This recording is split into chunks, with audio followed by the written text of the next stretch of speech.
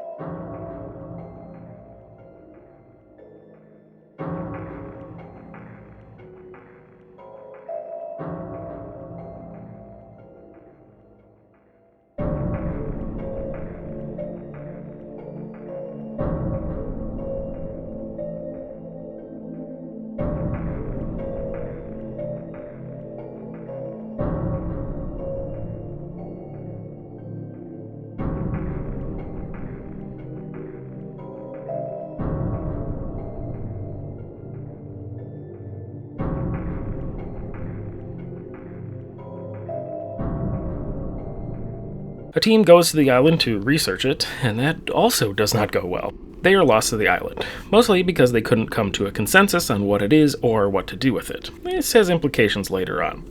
Then, the characters you interact with arrive at the island, for their own reasons and with their own goals, as to be discussed later. A very simple version of why they come to this place is because they believe it is related to and could possibly fix the hole. Dabowski, the player character, leaves from her duties at the hole and heads to the island.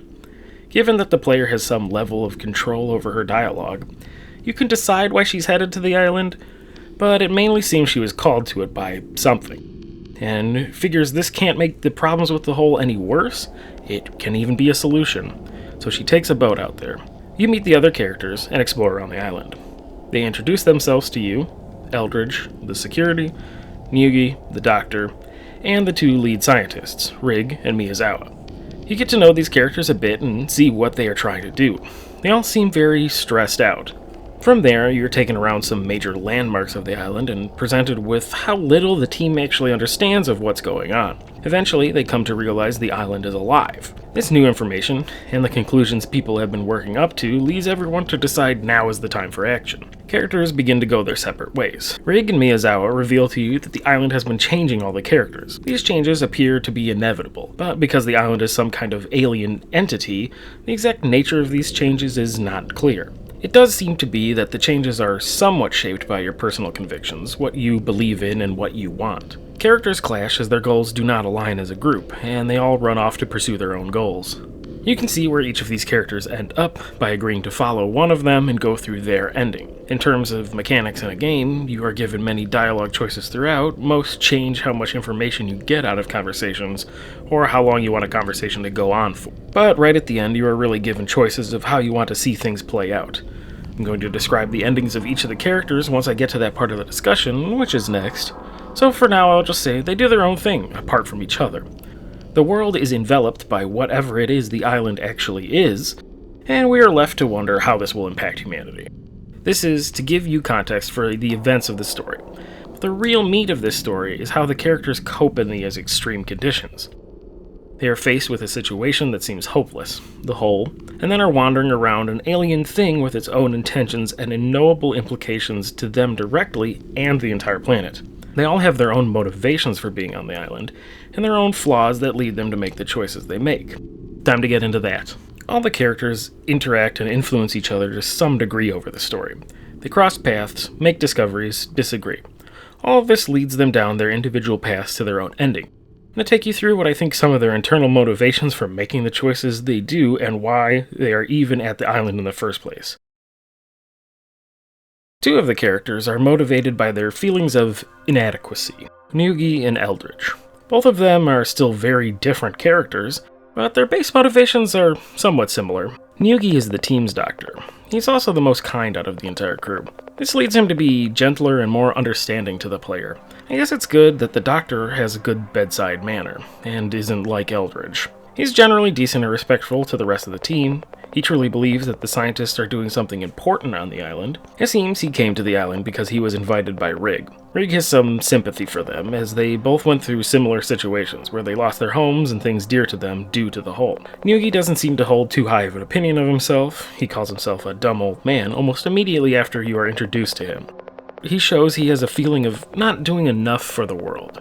He has been coasting through life since the hole. He expresses how his life has been led by inertia ever since he lost his home. He never managed to end up in some kind of official relief team for people near the hole and says he's too old for it now. But he views the island as a chance to actually do something, even if he most likely feels he's in a supporting role. He sees value in what's happening on the island and can help the scientists in a medical capacity, and anything else he can do, like setting up the sensors. This is actually exciting to him. He even calls the island pretty cool. But as the story progresses, he seems to be shaken in what he feels he can actually do. Even when presented with Dabowski's blood work, he seems a little lost. He doesn't understand how you could be alive, with your results showing and you telling him that you were working basically within the hole. He wonders how you even made it to the island alive. Things only get more confusing for him as he learns that the island is alive, and how it is doing something to keep you alive, despite the illness from the hole. Presented with the idea that the island is changing everyone and somehow helping to fight that illness, He wonders if it's alright, and worries he may lose himself to these changes. When Rig and Miyazawa clash in deciding what to do, given all the information they learned about the island, Nyugi chooses not to make a choice. He just kinda gives up. The world is changing, and changing too fast for him. He feels like he doesn't belong anymore. There'll be no place for him in the world ever again.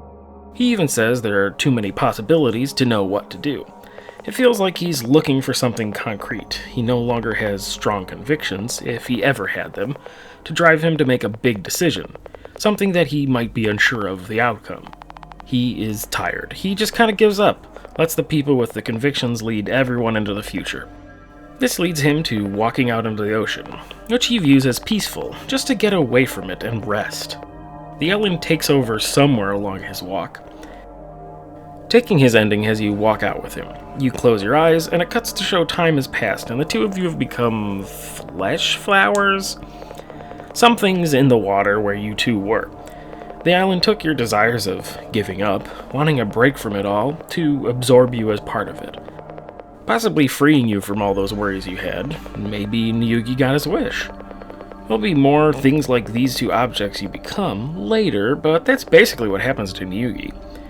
He comes to the island with a vague desire of wanting to do something about the whole. But when he is given the chance to do something, it all overwhelms him. It really feels like he was hoping to just be there, to take part of something world-changing, even world-saving, but without making a choice, with no conflict. And that just doesn't work out.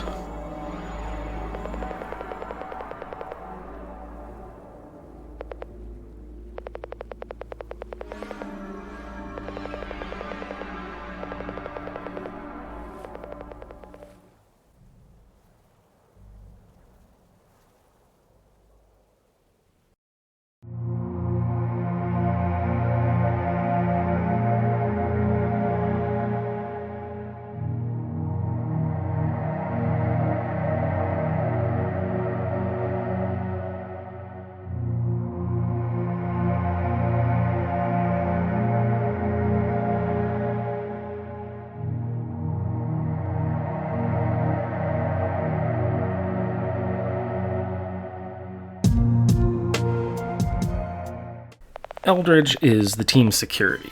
He is very opposite to Nyugi. He's an asshole. Other characters are highly focused, which makes them seem a bit cold or rude, especially to the player. But Eldridge is nearly antagonistic to everyone around. Granted, most of the other characters don't want him around, but can you blame him? He's an aggressive conspiracy theorist. He fears what he doesn't understand, to the point of wanting to destroy those things. Eldridge claims he came to join the team because the pay was too good, but it feels like he was more interested in showing up to do something that has the potential to have an impact on the whole. I find it hard to believe that, however he was recruited to this operation, didn't include some information about the scientist's suspicions.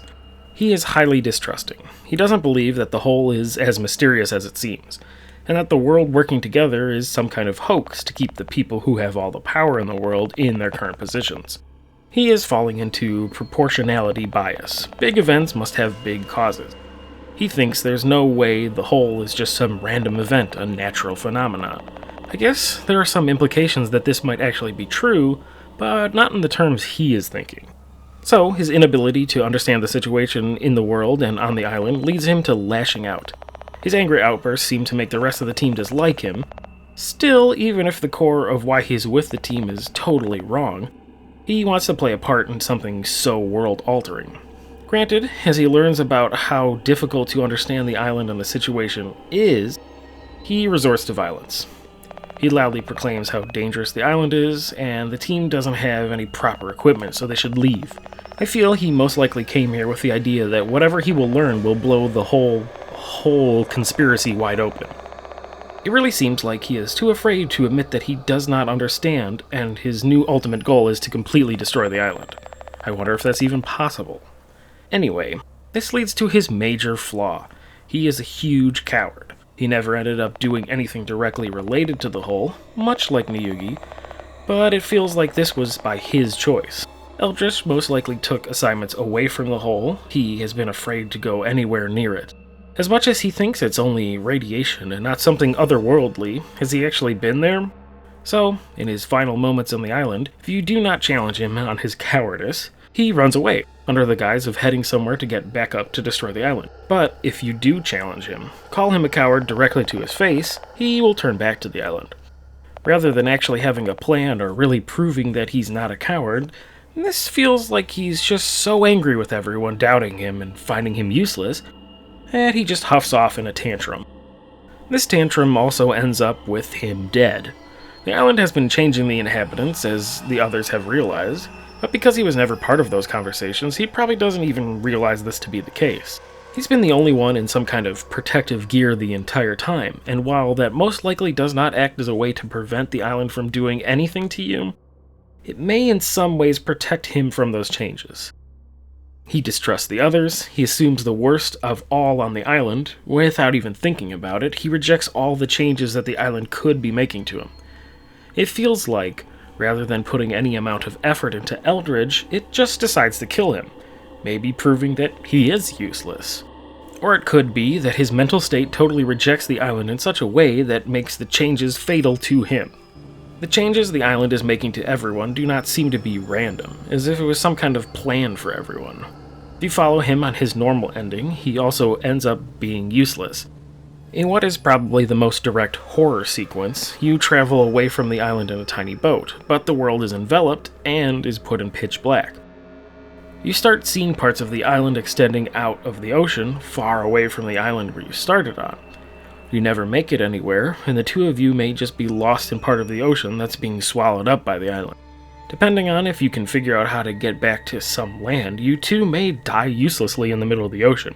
So, make sure you aren't a coward, and then you won't die in a pointless way. Good lesson, I suppose.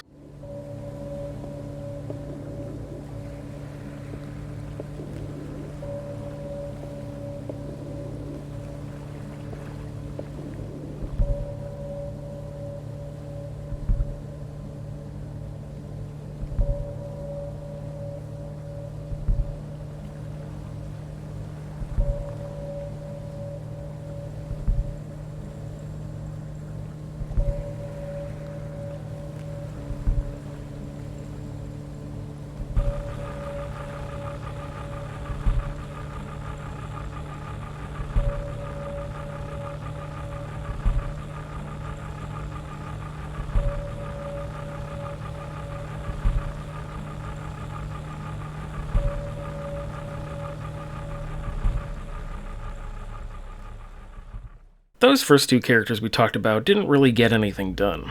I think this is because they only had the vague idea of wanting to do something. They didn't really have any concrete plans. They did not have strong convictions. Nyugi gave up in the face of complicated choices, and Eldridge's choice to remain on the island was out of spite and frustration. Miyazawa and Rig at least accomplished things, to one degree or another, by having supreme confidence in their own ideas. I honestly think that every character that came to the island did so with some intentions of fixing or learning how to fix the whole. But the two scientists come in with their own plan on how to do that. They both have their own desires of what they want to learn from the island. They don't really seem like good scientists, in that they come to a conclusion before they arrive and try to make the information they find fit that conclusion.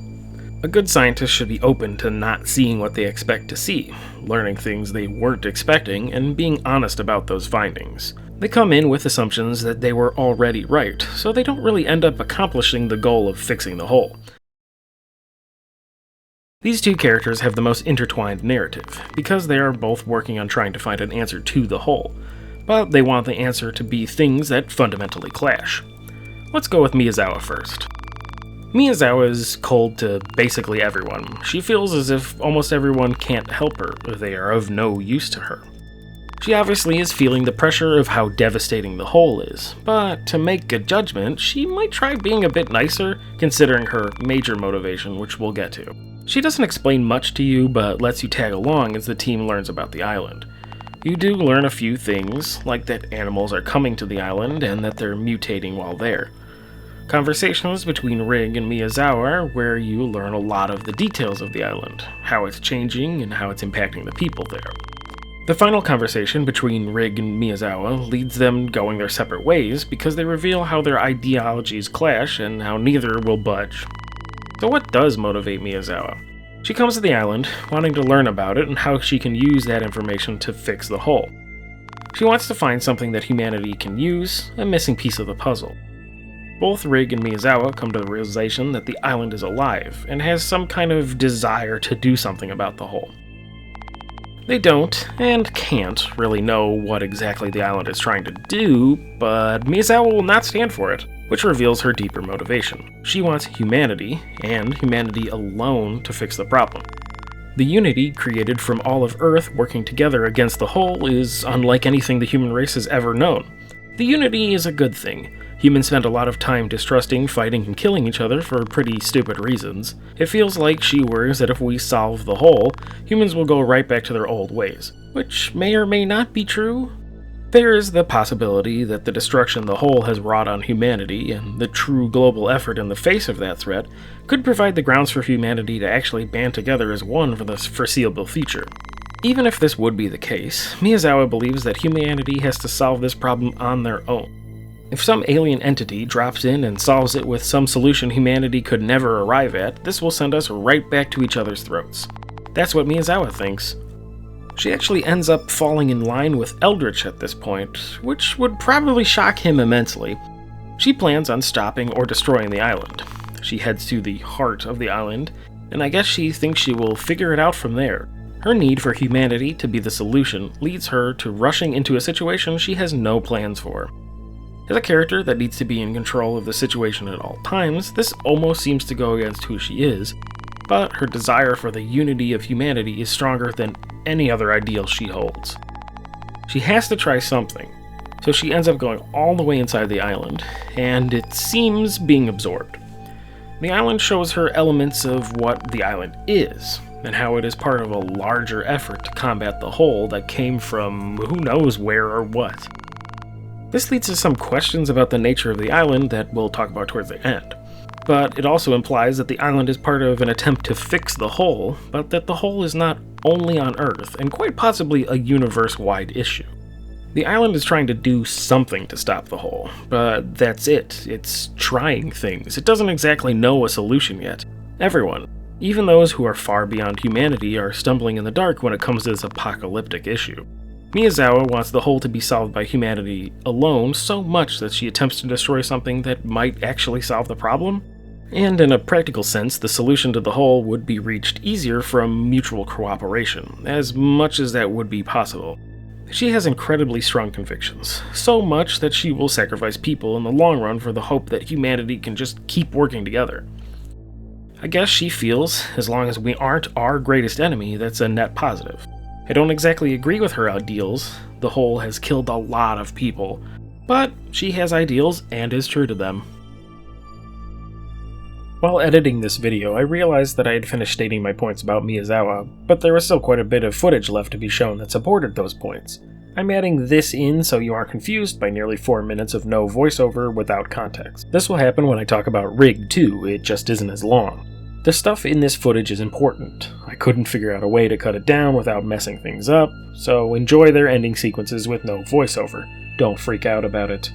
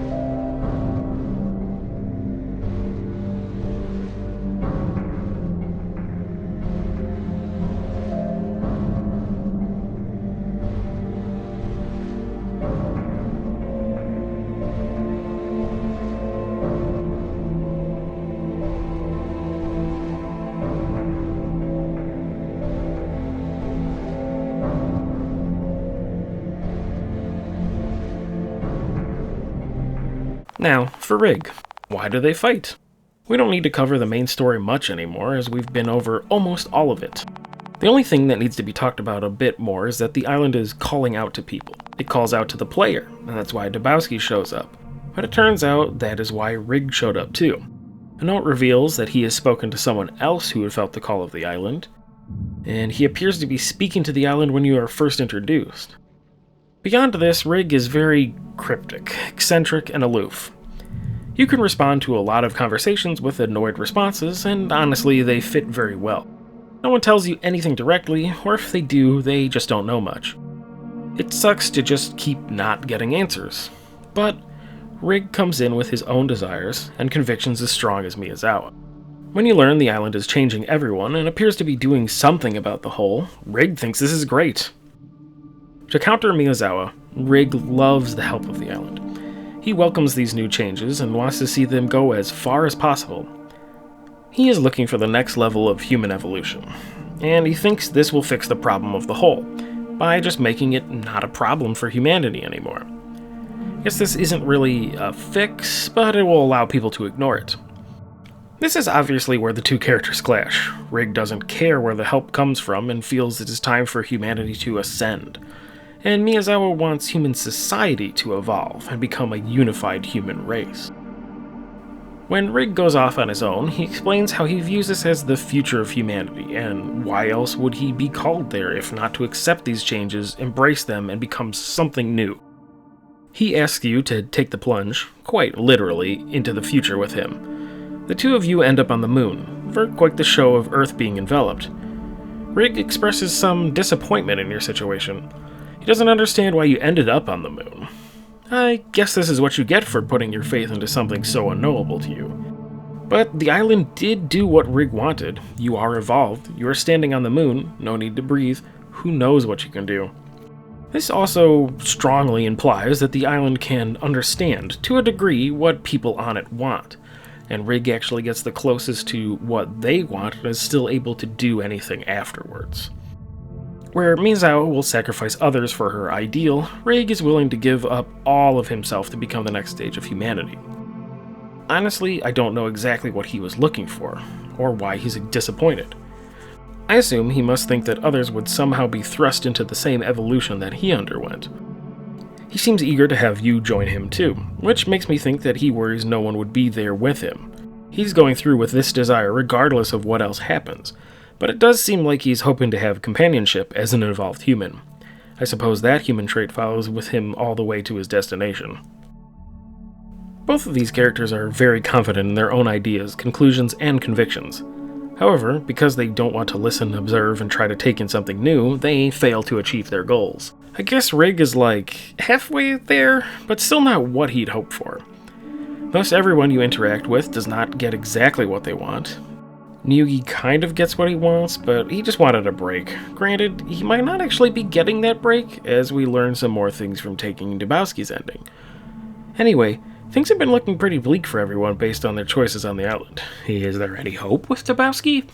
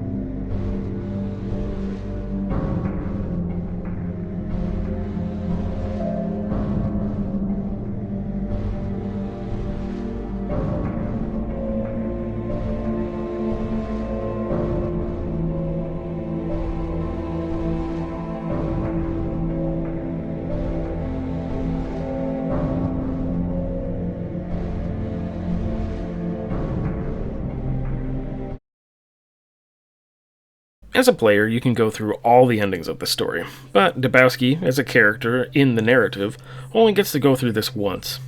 I bring this up because I can see how she would be very annoyed after meeting the cast on the island. You run up to Eldridge, and he tells you to meet a scientist, but not to get involved in her bullshit. If you ask him for any more info or any help, he basically tells you to fuck off. You meet Miyazawa, and she asks you questions, already planning on how to use you for her own ends, and doesn't answer anything. Nyugi is at least nice. He explains as much as he can, which is very little. He doesn't know much, and all he can do is give you a medical exam that probably isn't required. Rig just teases you with cryptic lines. Maybe he has answers, but he won't tell you them. Also, he seems really out there. Point being, it makes sense that Dabowski might want to try to figure out what is going on without these people. If you explore the island, you should stumble upon some strange objects, some of which look very similar to the image Dabowski has on her boat. There are a few clues that would lead you to go down this path, especially after a decent amount of playtime. This path is also pretty different from the rest, because you don't spend your time going through the same events again. You have to go to new places, and you won't be talking to the rest of the cast. If you interact with these objects, they will communicate with you. You interact with 4 of them on the island, and they provide more cryptic information. But at least they tell you that if you follow them, you will see results in regards to the whole. They want to help, but seem a little disconnected from humanity. This whole ending leads to some interesting questions, as it appears these objects share a connection, but also speak with different voices. The garbled text also seems to imply that they are speaking in such a way that a human cannot understand. They seem to be acting as some kind of intermediary between humanity and the island itself. As you talk to them, they tell you that you have been fixed of the damage caused by the hole and couldn't go back and fix it. You do just that, head back towards the hole, and the game ends. Dabowski was told that she would know what to do when the time comes, so she must have the ability to save humanity from the hole. No one else on the island can gain this knowledge, as the third object you interact with tells you each of the other characters' flaws and how they all have their own goals they are hoping to accomplish. So, Dabowski is the only one who can really fix the situation, because she's the only one who wants solely that. She doesn't have some preconceived notions about how this place will fix the hole, just that she's willing to take part in however that solution will come about. In a way, she gives of herself selflessly to fix the hole. She comes to an island a little confused, but seeking answers. She wants to document her findings and try to learn something new. She's willing to listen, to be changed, to go back and face it all again. I think the island taps into people's desires and provides them with some sort of wish fulfillment. It's just that parts of the island are directly on Dabowski's side in this ending, and it appears that they have a degree of control over what the island can do. These objects also want to save humanity from the hole, and are glad to find someone who shares that desire in Dabowski. They manipulate the island in a way to change Dabowski into something that can actually do something about the hole. See, here's that mutual cooperation I was talking about. This still leaves us to wonder about these objects on the island itself, as you are told to never return. But I think these questions are for the very end, so we'll get to them eventually.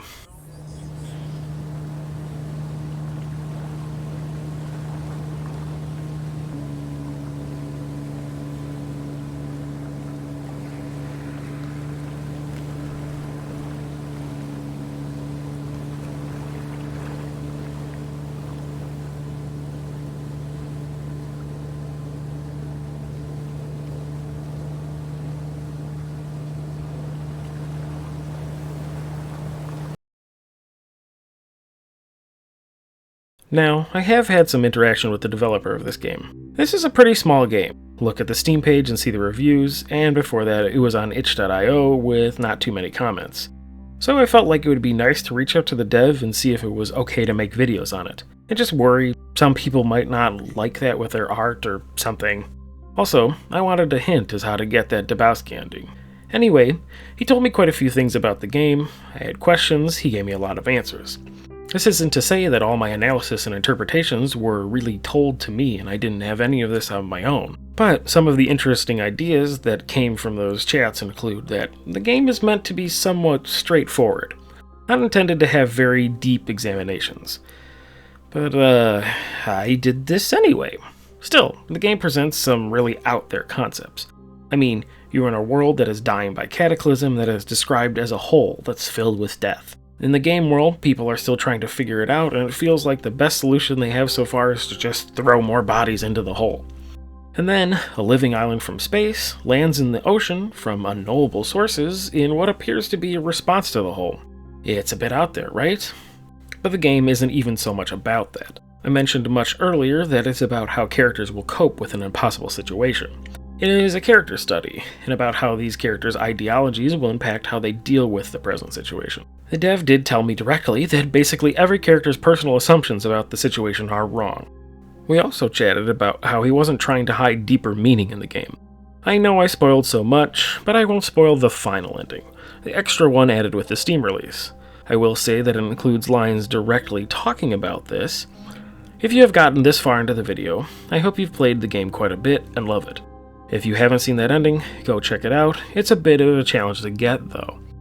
The point is that sometimes a story is really just a person writing about how they imagine events to unfold in a situation that they created. It doesn't have to be an allegory for human mortality or whatever. The dev is very nice and has provided one of the best of the very few interactions I've had with any game developer. He helped me fill in some gaps, and now I know a few things that are implied in the game or didn't quite make it.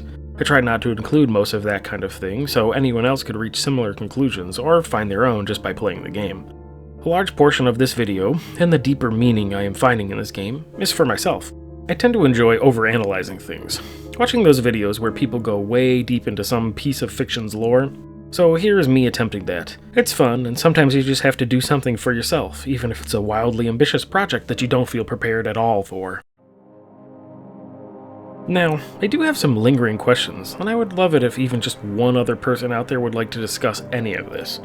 But regardless of that, I'm going to present these ideas and questions here. The Red Moon, what's going on with that? I feel like the first few times I played, I just enjoyed the visual it provided. That shot, when you're on the moon and watching the Earth being enveloped with the red moon above, looks amazing. But eventually I came to wonder, what the hell is it? I don't know. Nyugi mentions it as a mockery, which makes me think it's been around for a while. The dev did tell me that there's an answer and it is possible to find, digging enough into the game. I've played this a lot, and I don't know where to dig. Unless it's literally in the files? What is this thing? The answer is completely over my head, but it does provide an incredible set piece. Okay, real big questions. What is the hole? What is the illness it's causing? It is described as an actual hole or scar. I think that no one really knows, especially no one in the story. I suspect that it isn't all that important either. There are implications that it may be some other civilization's fault, or that it's some kind of inevitability of life in the universe. Which means there might actually be an answer in terms of this universe, but I don't think there's one in terms of this story. But related to this, we get to see a Viridian machine, if you know where to look, and that is used to help combat the illness caused by the hole. How does that work? It looks like a face hugger to some degree. Do you shove it down your throat? I mean, how do you use it? It looks like an alien bug, but it's a sophisticated machine that records all sorts of data and keeps people alive. Explain this medicine bug to me, that's all I ask. Okay, I have a lot more to ask. So, the world is enveloped by the petals on the island, no matter what ending takes place. How does humanity survive that? How does Earth survive? I mean, this has to be thinking way too much about this game. But, like, Earth really needs sunlight, plants are pretty important, and they love it. So, is the Earth enveloped for a very short amount of time? Does the enveloping material provide some sort of life-continuing nourishment? Does it actually let light through? I mean, things are basically pitch black in Eldridge's ending. I guess this leads to more questions about the motivations of the island, which is basically all the other questions that I have. I mentioned that the island does some sort of wish fulfillment to the characters involved. Rig does evolve and transcend humanity, even if it isn't exactly what he was looking for. I suspect this has something to do with him probably coming in with only the vague idea of reaching the next level of human evolution, not a concrete idea of what that actually is. He can survive on the moon. You cannot argue that he did not evolve. But this is some form of communication, a thing that Rig and Miyazawa think is impossible, but I disagree. In Miyazawa's ending, the island appears to attempt communication by showing off that there are numerous islands traveling through space, going towards numerous holes. It is trying to share knowledge with her, knowledge she wanted to know, how the island is dealing with the hole. Also, you speak to the island, kind of, through the objects in Dabowski's ending. These are lightly implied to be the previous crew that had arrived at the island. They became part of it to a degree, maintaining some level of their human consciousness, but also being part of the island. So, does Nyugi become part of this group of humans that are an extension of the island? If so, that kind of fulfills his wish too. He can fit into this new world, in a way. If he does kind of fade into the island, he also gets his wish of needing to rest and letting his worries go. So, I think the island itself is trying to communicate, and that is the messed up text when speaking to the objects. But that leads to another question. Is the island one consciousness, or many acting as one? The objects seem to have some level of individuality, and they have each attracted different things to the island, as seen by the animals near them. But Rig seems to be talking to someone else entirely, someone that is leading him into how to transcend humanity. I mean, I don't think someone could just stumble upon the island and figure out that you have to jump off that one point without any help. Plus, all the objects are aware of the others on the island, they talk to you about them. So, are there tons of individuals that are part of a big hive mind but can also act independently? Or are these few that interact with the character's special cases on the island? And my very last curiosities are related to this too.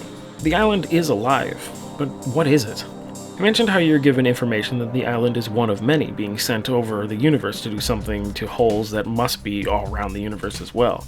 But were the islands made by someone, or were they their own species that decide to do this on their own? Are they tools, or a civilization on their own? We are told that whatever they are, or whoever made them, whatever the case, no one really knows what to do about the holes. I said it before, but everyone is fumbling in the dark. Humanity is just fumbling around in the dark bathroom of the cosmos, whereas the islands are fumbling around in the whole darkened house. If the islands are tools of some other civilization trying to fix the universal scale problem of the whole, then that would kind of imply that the civilization may also be the ones to blame for the whole. They may have created a problem they cannot solve, so they made the islands as probes of sorts to figure out what to do. If the whole isn't directly someone's fault, that could mean it is some kind of triggered effect of civilizations reaching a certain point in their progress, as in, humanity was at a pivotal point and the whole was a result of this. Or it could be some kind of random universal force. I think knowing one of these pieces, what the whole is or what the islands are, would inform us about the other one. I know that I dove deep into this game, but there's still a lot that we don't know. So if you're at the same point I am with this game, I hope these ideas give you something to chew on. Oh, and before anyone else brings it up, is it called Stars Die because the Earth is covered up at the end and the stars can no longer be seen from Earth? Hey everyone, thanks for watching. You made it to the end. This is obviously my longest video ever. I hope you enjoyed it. I kind of doubt that anyone will get here by watching this start to finish. If you did, let me know and tell me what you thought of it. That would be amazing. I am really looking for honest critique here, so go ahead. I mentioned at one point this video is mostly for me, and that is true. I wanted to try something much more ambitious than I normally do, and I really wanted to go deep into the story of Stars Die. I really love this game, this story. I've had a blast, and I have proven to myself that I can do this. Expect to see some more different videos from me this year. That's a personal goal of mine. I don't know if I will do anything like this again. I have an idea of an analysis type video related to Jet Lancer, but it is so much smaller and really focused down to one point. So, until something different comes out, enjoy whatever video about a game I really enjoy comes out next.